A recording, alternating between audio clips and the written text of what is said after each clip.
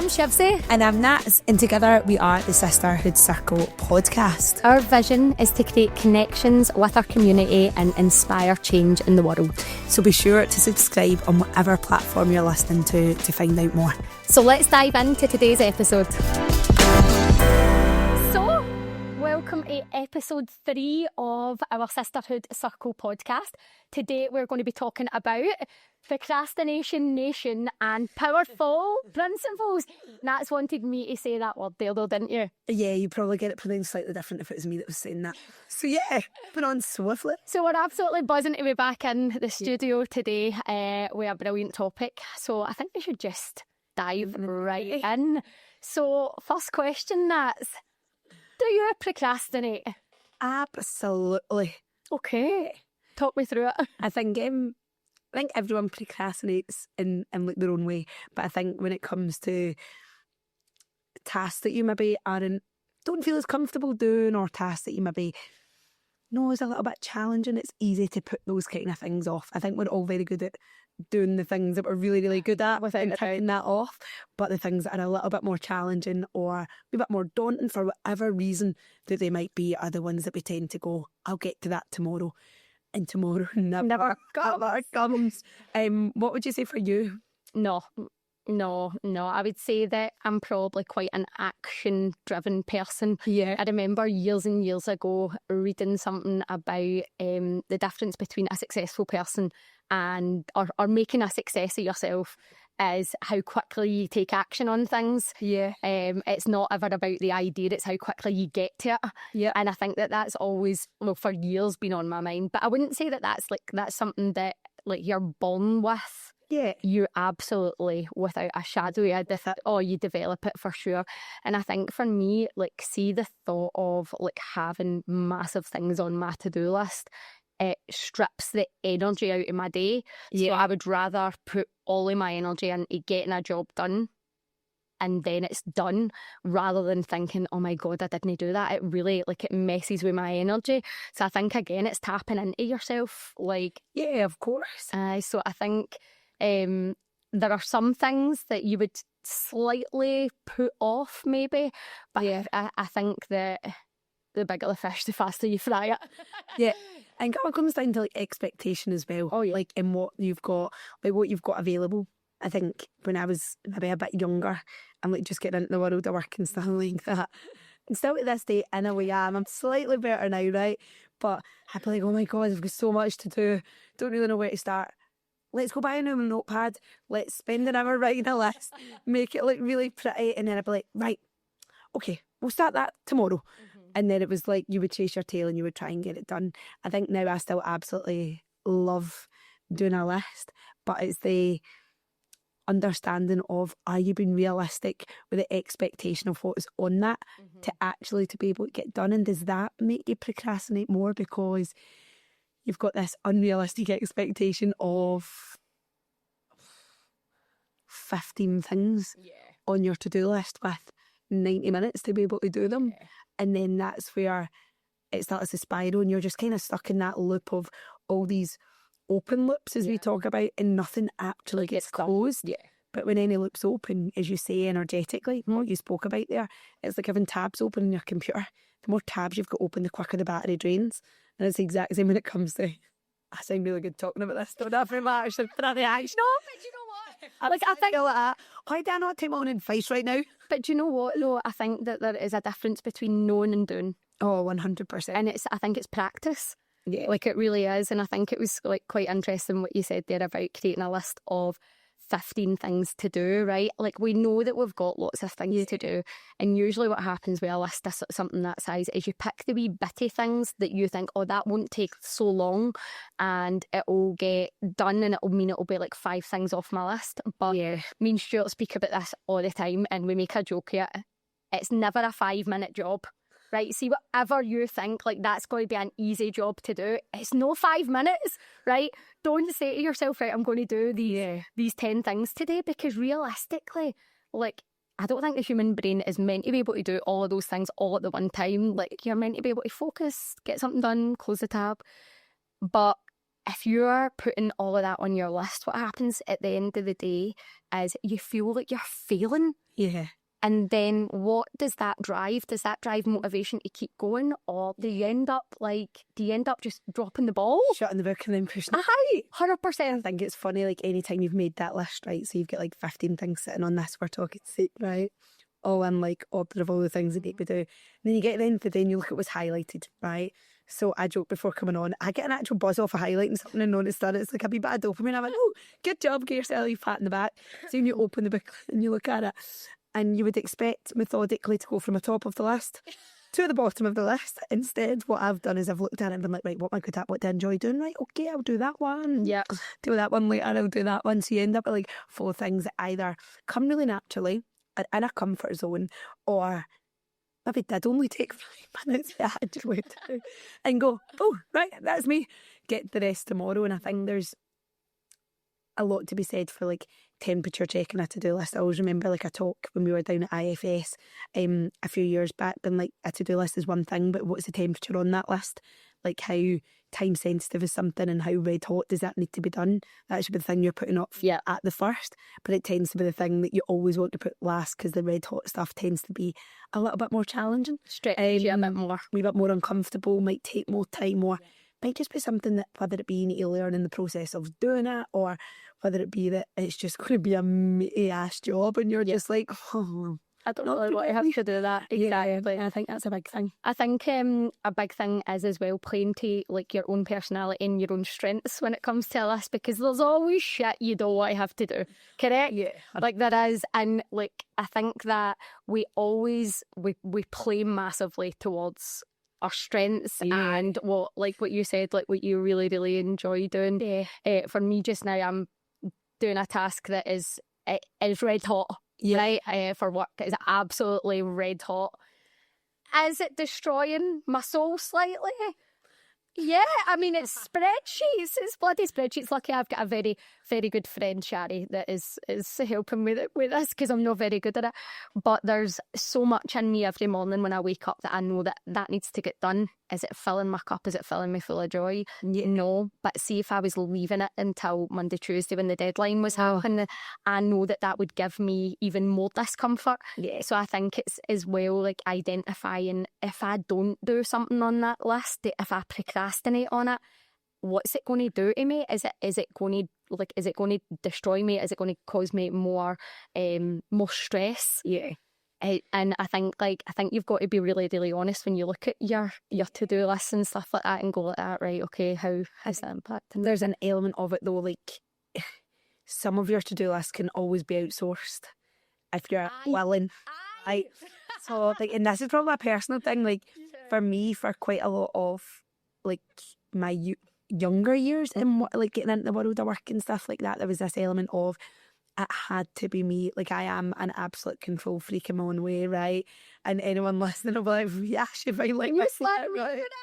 I am, like, I think sometimes I just like understanding that something's been done well, start to finish, and maybe didn't always allow opportunities for growth in other people that could have assisted with that.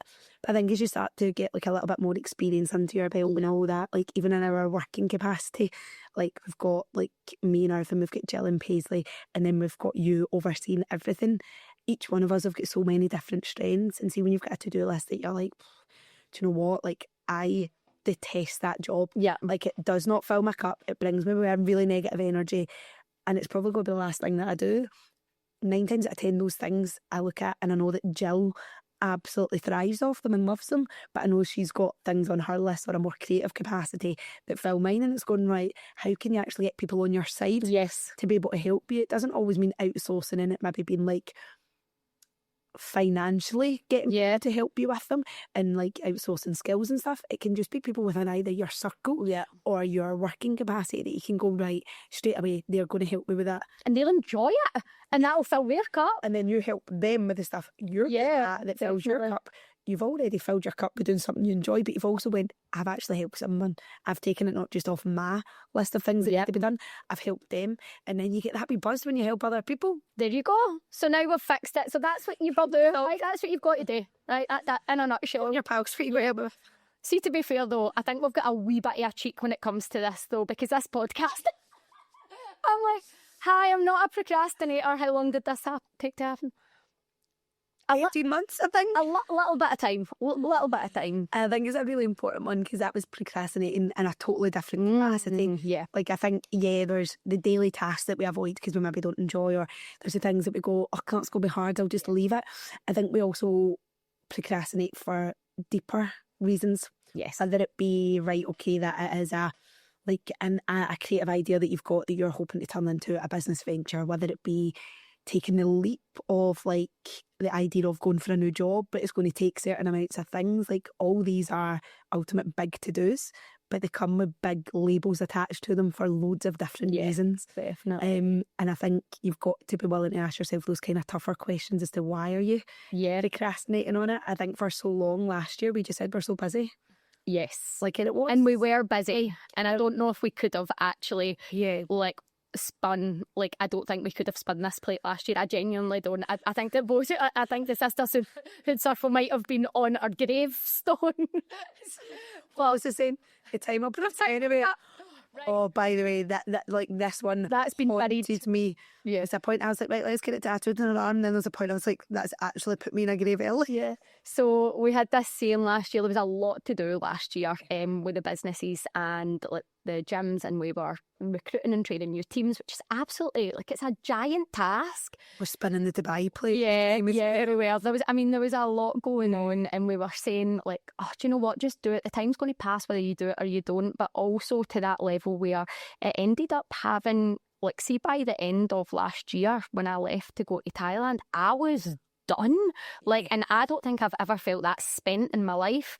So that I think there's a lot to be said about procrastination, but also, like, on the other side of that, knowing when, like, your plate is as full as it should be. And that is like something that I've been trying to probably teach in the gyms for years, and now, even now that I'm saying it, I probably hadn't thought about it, but my plate is as full as it likes to be is a great way to say, or as I'd like it to be, is a great way to say no to things. Hugely. And our plate was like a bloody buffet at the mic. So by the time we got to the weekends, like Monday to Friday, anyone that probably seen us in a working capacity were like that, oh, like, they're on form, they're great. See, by the weekend, like, I remember sometimes maybe covering a Saturday and stuff, and then coming home and being like, having to sleep for like an hour or two and pull yourself together and go, right, I'm dealing with my normal life just now.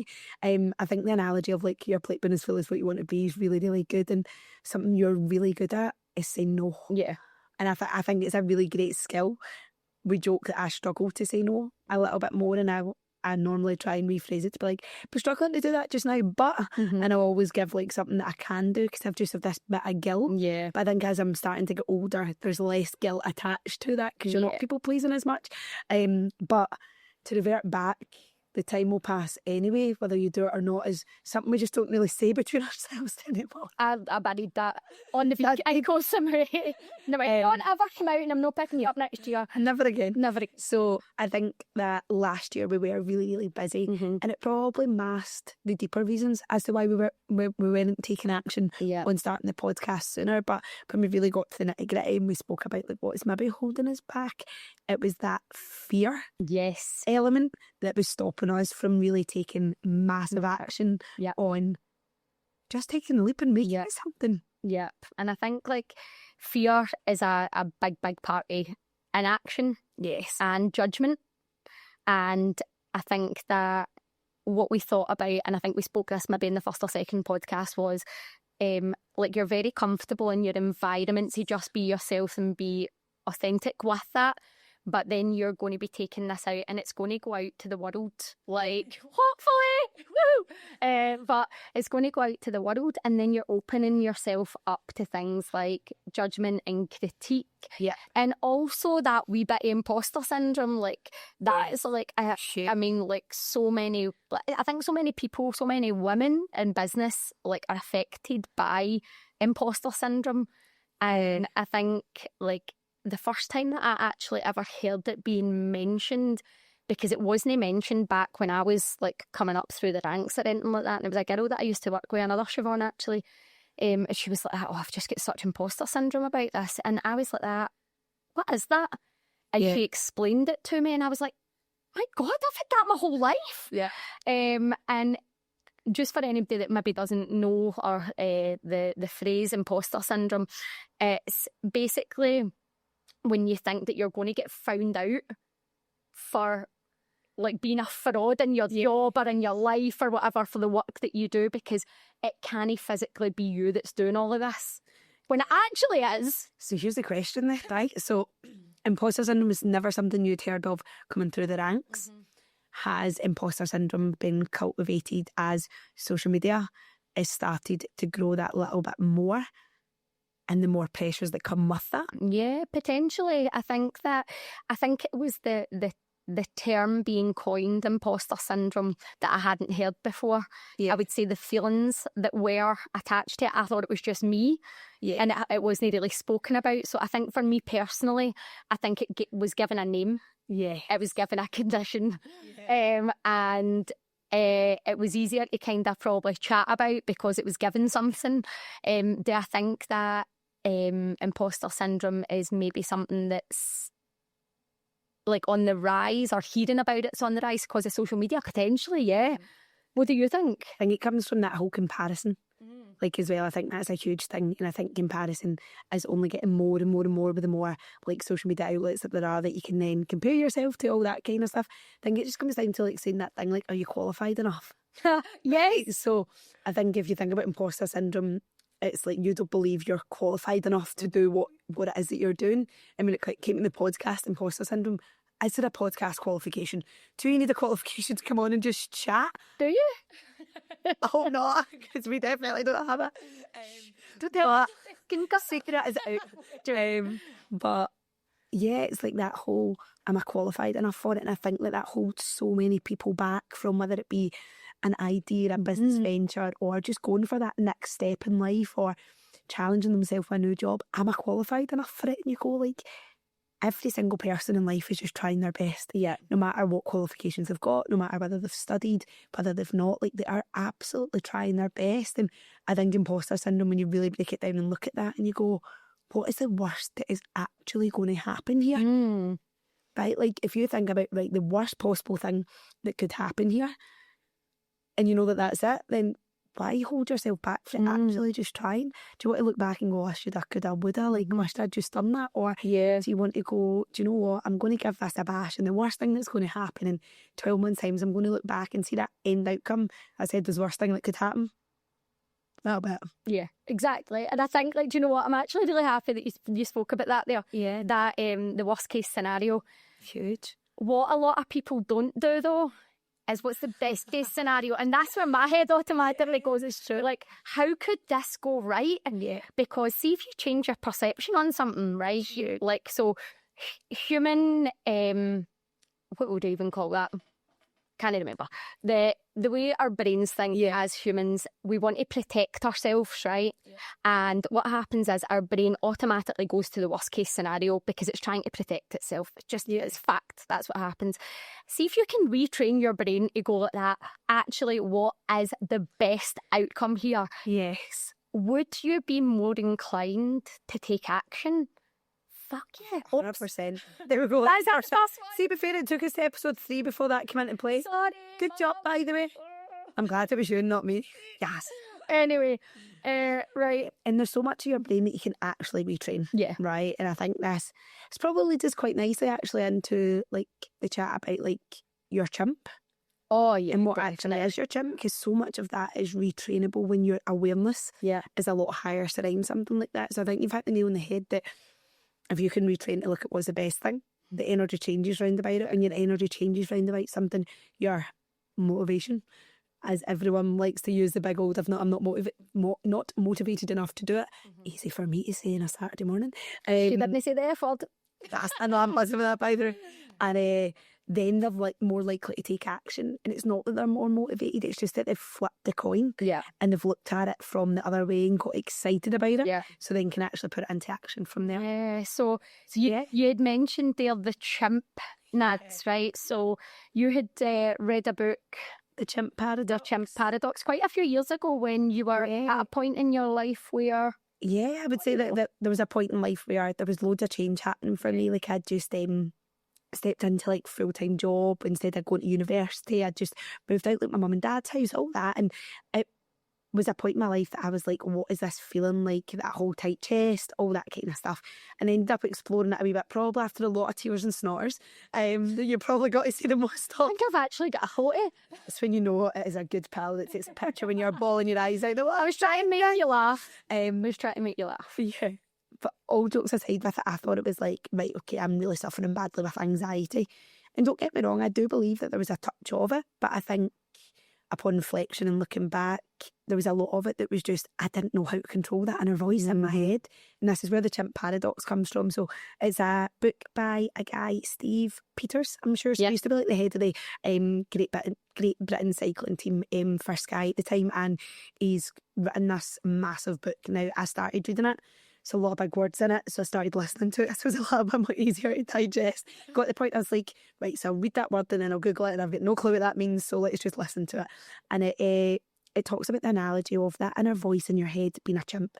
And most of us struggle in life because we let that chimp run wild, right? The things like bouncing off the like four walls of your head, and it's taking over. So everything that you do in life, it's got an opinion. Yeah. And talks quite a lot throughout it about how you actually can use your chimp to your advantage and how it can be a negative, but most importantly, how you put your chimp in your cage, so to speak. And I believe that massively was a huge turning point for me within my own head of going, right, okay, so what is my chimp?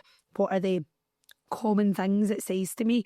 Like a lot of mine at that point in time was like fear of failure, like not being good enough, like failing, all that kind of stuff. And it could be seen as a negative when that's all you were concentrating on. No wonder you were like, what am I doing with my life? What's happening?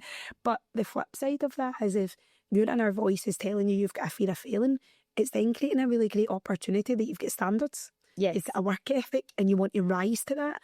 So I think a lot of people, when you don't understand that voice in your head, can see it as dead doom and gloom. Yeah. But when you actually start to educate yourself on, right, okay, what are the sayings that happen? What are the common themes that come into my mind? And how can I flip that? Like, what's the positive of it?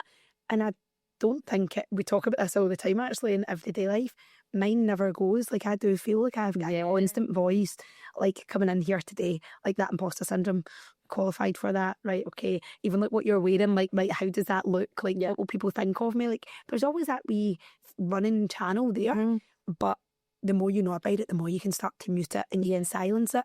It doesn't mean that it's never going to be there, but you're in control. You can, as well as that though, you can also, like, you can tell it, like, shut up, you're talking nonsense, this is so silly. And usually, see, when like we chat about these things, I think it's when you let it out of your mouth, you realise how daft it is. Like, you're thinking about these things that are probably never going to happen.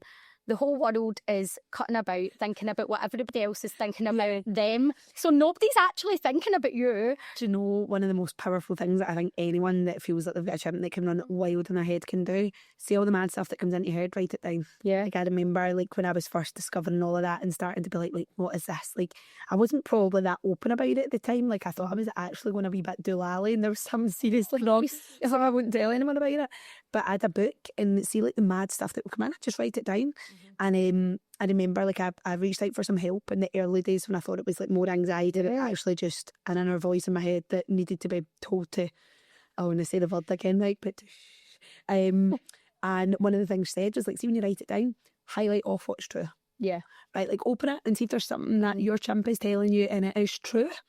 Highlight it off. And I think honestly, that's a phenomenal tool. And see, when you looked at it and you maybe like 4 pages of some batshit crazy stuff, by the way, like, honestly, and there was like 2 things highlighting, you'd be like, I think I'm going to be all right. It's going to be fine. But I do think, like, I massively praise my chimp for the work ethic and the drive that I've got. Yeah. The things that I now do. Like, I think it drives you when things are tough to keep going. Yeah. It drives you when you've got an idea that's going to take a little bit of extra and all that great stuff. It drives you to go, what could this be? Yes. And when you flip that coin to it, I think it's a really good thing to have. Like, I feel like I'm grateful that I've got it because it pushes me to strive to be better. Do you think that you have then, if we think about that, right, is your chimp the same chimp it used to be, or did you mould it into something that is actually, like, it's a good driving force. It's still there talking along nonsense sometimes, but it drives you maybe in a different direction. I think when you talk about like you can train your brain, Yeah. like I think I've trained my chimp. What? It's mad when you think, right? Did you? Like I only to give it a name. I had to. So like this has been really quite open now. As I said, like I went to like some counselling in the early days, and I remember one of the things she told me to do was like to draw my chimp, right? I was like that.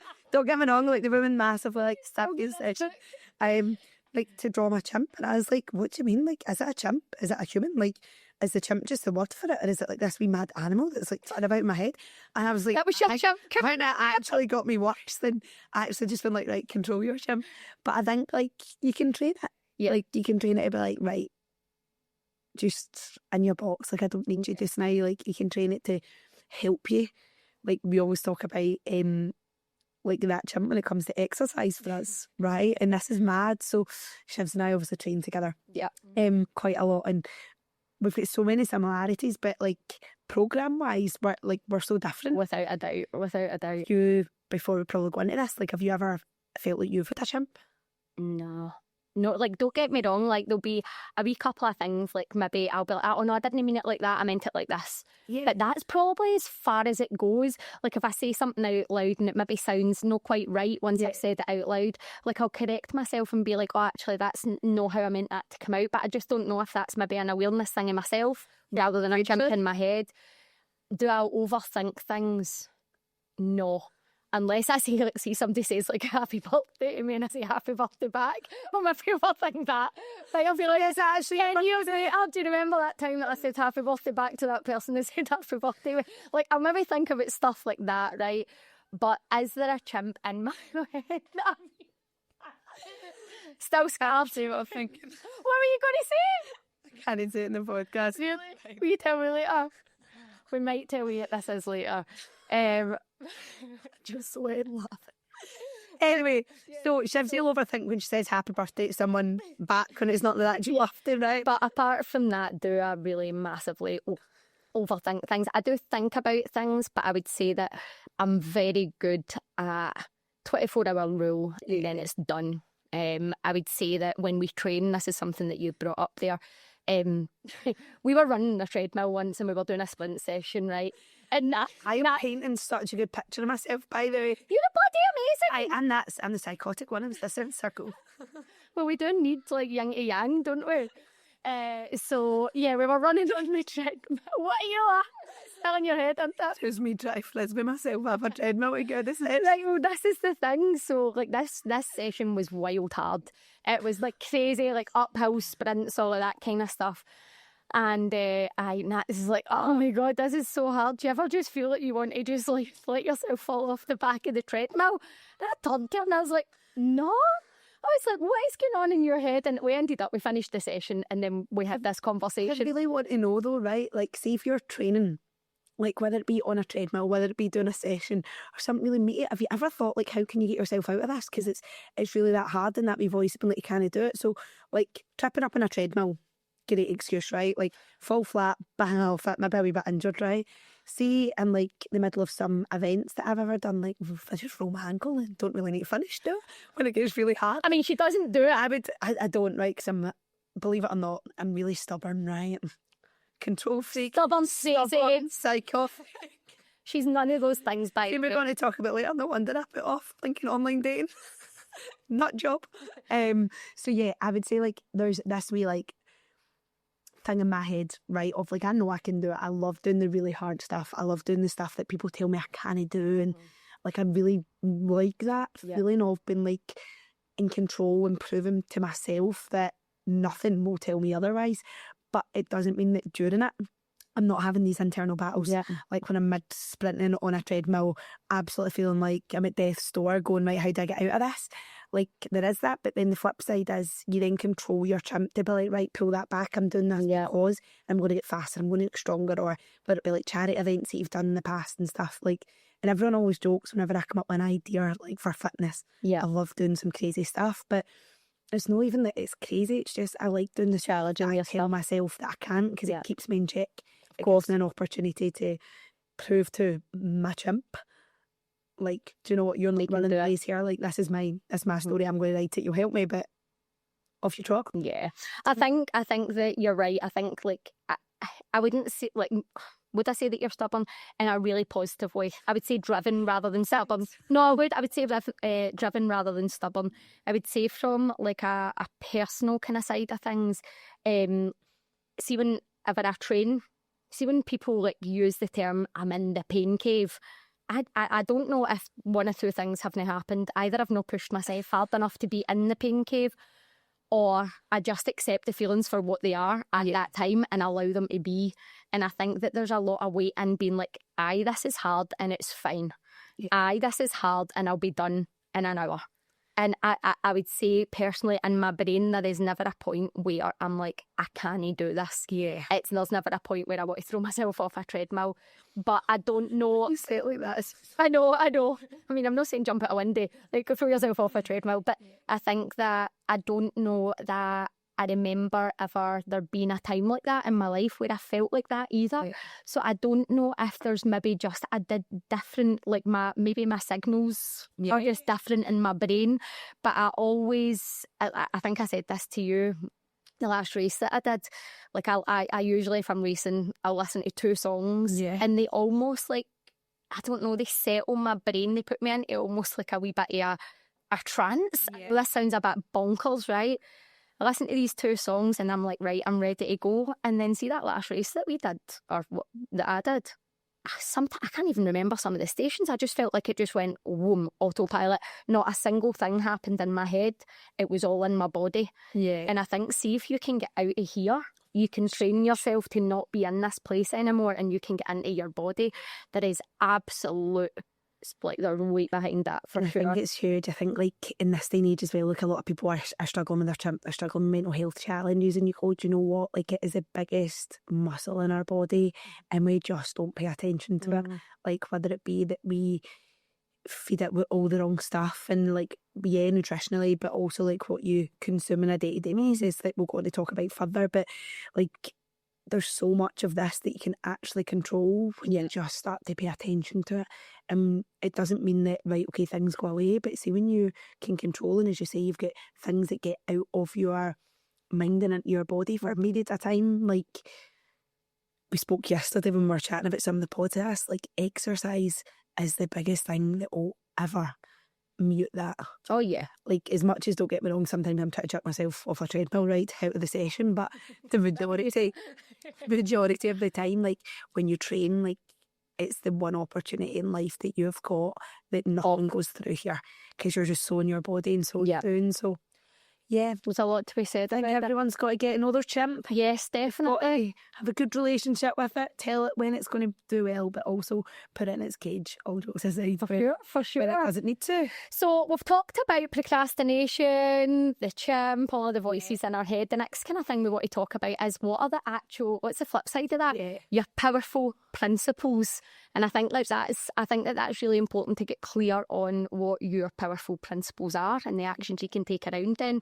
So what I would say is, I think that we touched on this earlier on, right? But to get out of procrastination, it's about how quickly you can take action. Yeah. I think that there's a book, Mel Robbins, I think, said in our book, the 5-second rule. Yeah. Right. And basically, if you think about an idea or taking part in a task or doing something, you need to get moving. You need to make action or traction on that within 5 seconds, or your brain will give you a reason not to do it.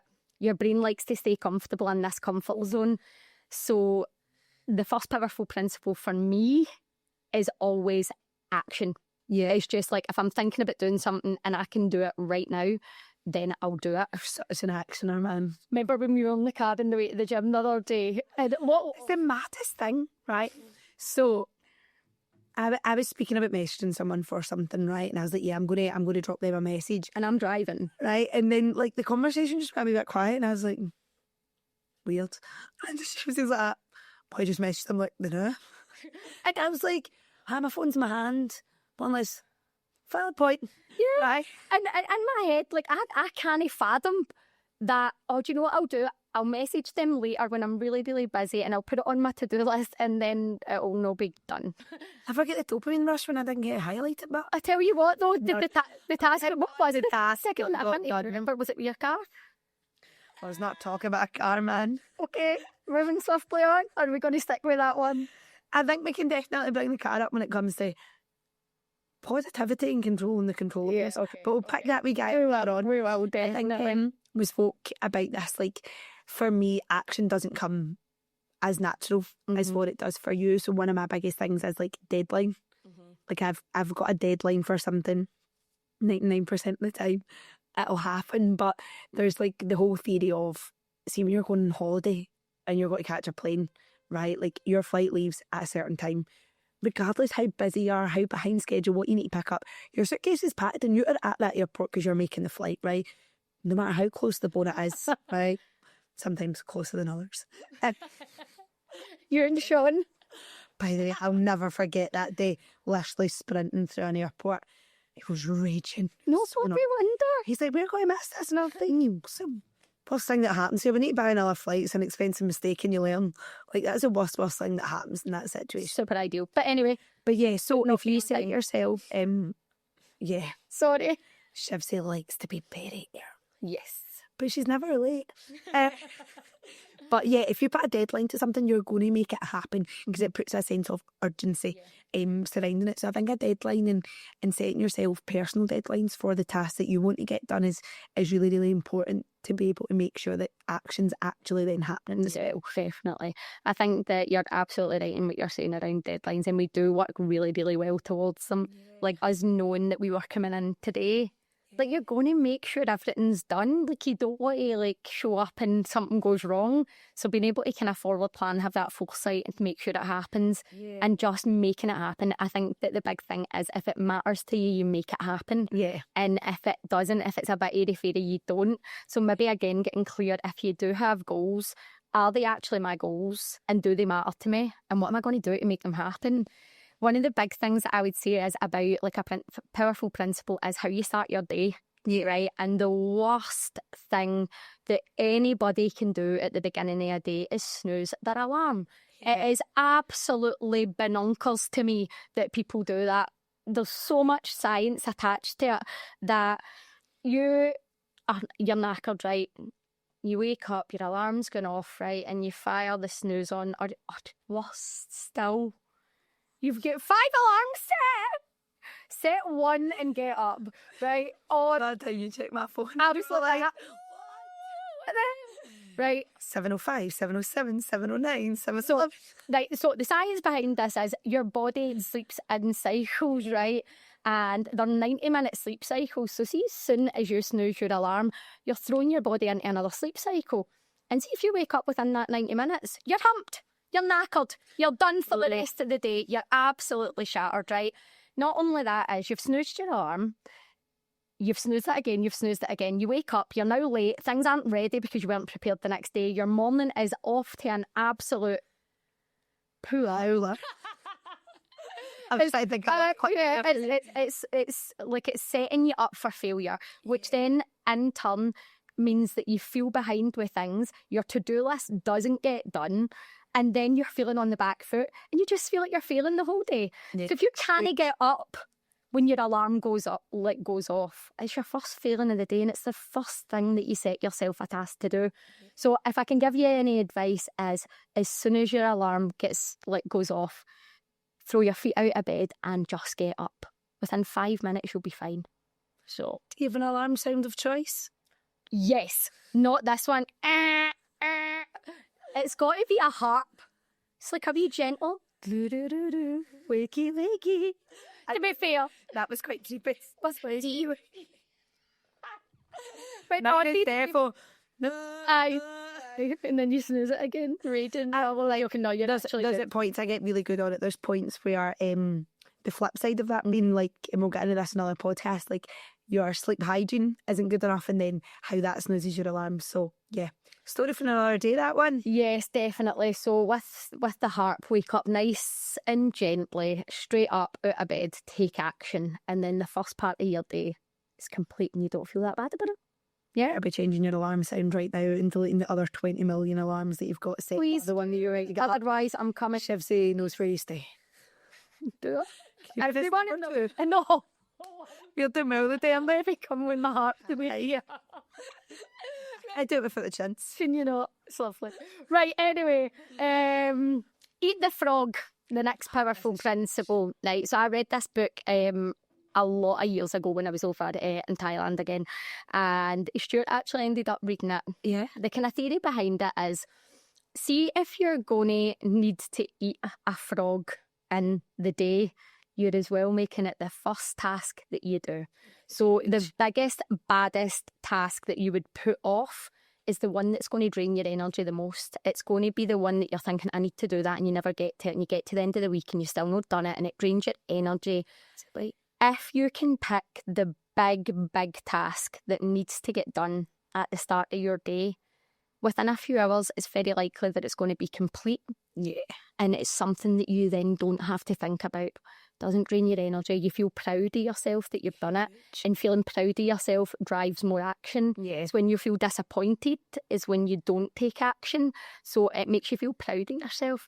So eat the frog. And if you've got 2 frogs, big jobs that you don't want to get done, eat the big juicy one first. That's it. The one that you want to do. And it is, like, you hit the nail on the head there, like, action drives action because it gives you a sense of achievement, and everyone chases that, like, I'm just not motivated enough. Yeah. And you're not motivated because you're not taking any form of action, so you don't get that sense of achievement that then just keeps driving that on and on. So as soon as you can get that, like, everything then just starts to fall into place. And on you? No, I'll go first. No, I think as well, see, just very quickly what you'd said there about motivation. I don't think that motivation comes from discipline and being disciplined to do the things that are hard, or the discipline to do things maybe you don't want to particularly do. Motivation is like a wave, right? When you're riding high, it's friggin' awesome, right? But when it's no there, you're no good. If you can get discipline, that's your middle line, right? 100%. And and what happens is it just drives motivation so much more. So I think that it's a really good idea to try and work on discipline rather than motivation, because motivation's fleeting. Oh, totally. And then when you've got that discipline, that's when things like your action then starts to come in. Everything ticks it over.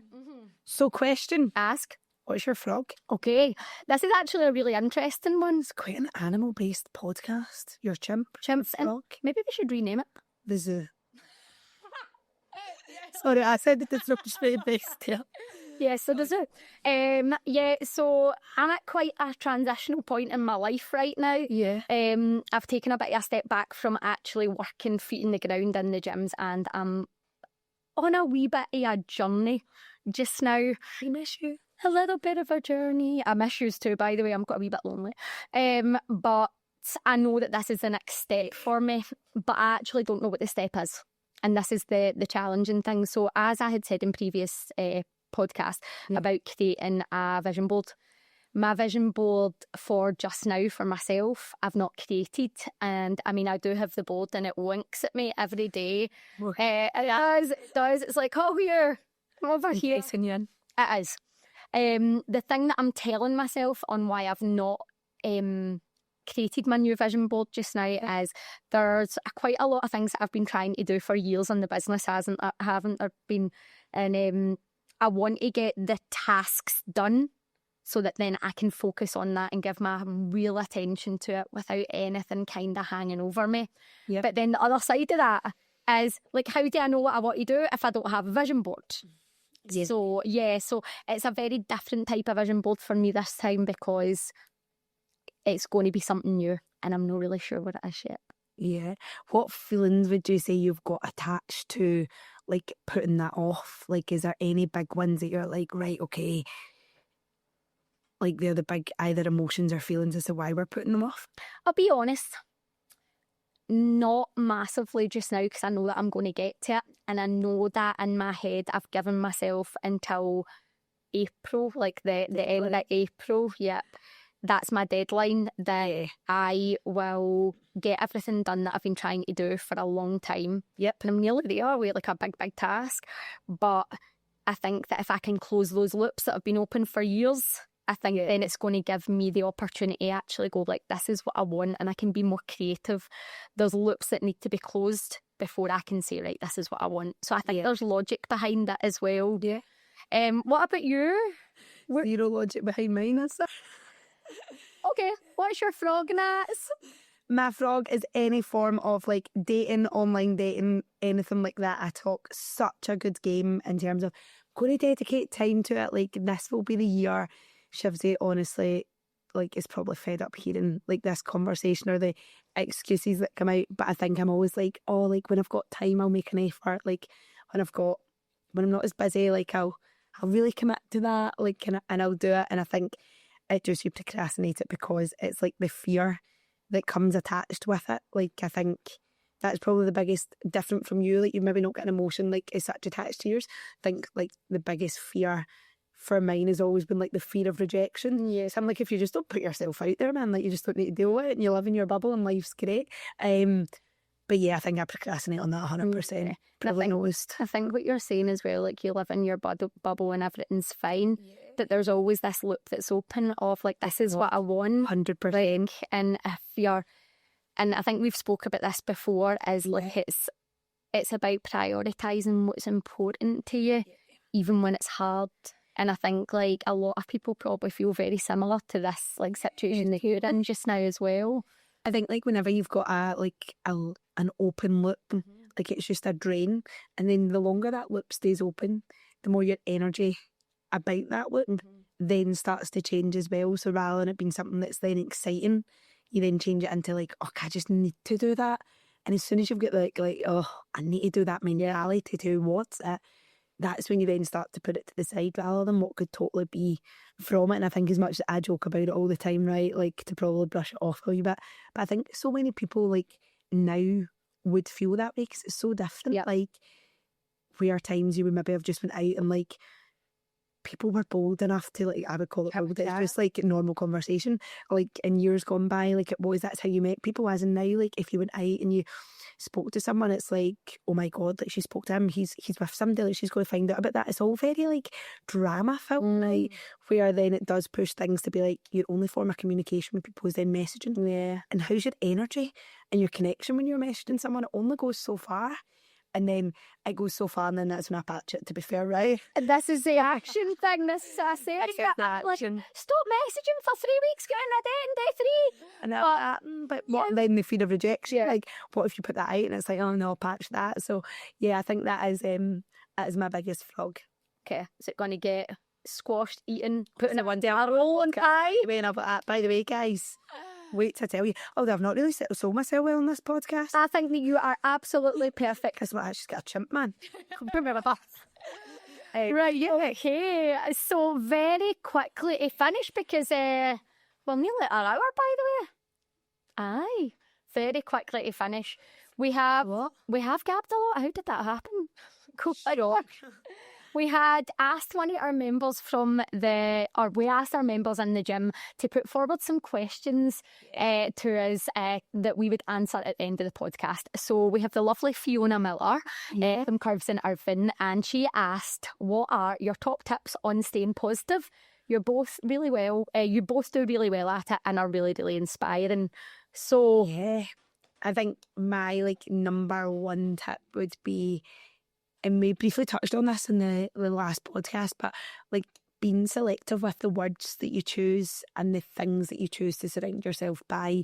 Like the more you talk in a positive way, the more positivity you start to understand, you start to see. And it's not that all of a sudden life has got more positive. It's just your awareness is totally switched over. Like we talked about something called the frequency illusion effect, and it's like what you choose to focus more on is what you'll then attract more of, because your awareness is totally heightened surrounding it. And I think so many people don't do themselves any favours by the words that they say. And like, it doesn't mean that it's not true what they're saying. That's not necessarily what I mean. But if you are been like, oh my god, I'm so stressed, or can't I take that life, man, or just, oh, life's so hard. No wonder it is bloody hard if that's all you're thinking and what is what you're doing. And we joked earlier about like, or we're even going to talk about Natsy's car. Like my car this month is broke down on me twice, had a blown out tyre once. And is it ideal? Absolutely not, right? Has it cost a little bit of money? 100%, but so much of that is out of my control. So, some of it maybe. So questionable, but so there's areas of that like I can't control. So why allow that to get me stressed, frustrated, angry? Just get it fixed and go, right, okay, what is my solution? Yeah. Do I keep the car? Do I get rid of it? Do I change it over early? Right, okay, that's it. Exactly. Right. Rather than dwelling on it. Right, yeah. And I think like that's a big thing is a lot of people dwell on hardships in their life. And I think that we spoke before about gratitude and like actually just changing the way you're thinking about your situation. Yes, everybody has things that are hard in their life. Of course you do. Like I woke up this morning when I want to go for a run and Stuart's like, but it's raining. And I'm like, but I'm running. Right, and then I was out running and I smashed into a big puddle, so my feet were soaking, and straight away my brain went, oh, that actually cooled me down, instead of going, oh my god, I'm pure raging that I stepped in this puddle. And it's so much about, again, training your brain to see the positives in everything, like a wee snippet of sunshine coming out, looking at that rather than looking at this total dull day.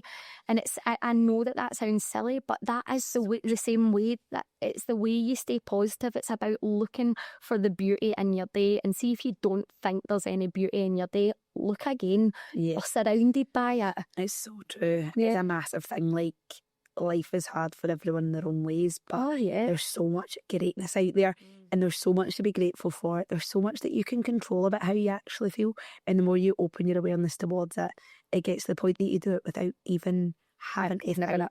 And that's at the point that people probably view us being like, oh, they're dead positive all the time, and it's like, yeah, we are. Like, things sometimes go wrong, there's hard points, but like there's so much to be grateful for. Definitely. Yeah. And the final point as well is, do what you said you were going to do. Like, if you want to feel positive, you've got to do the things that you said you were going to do.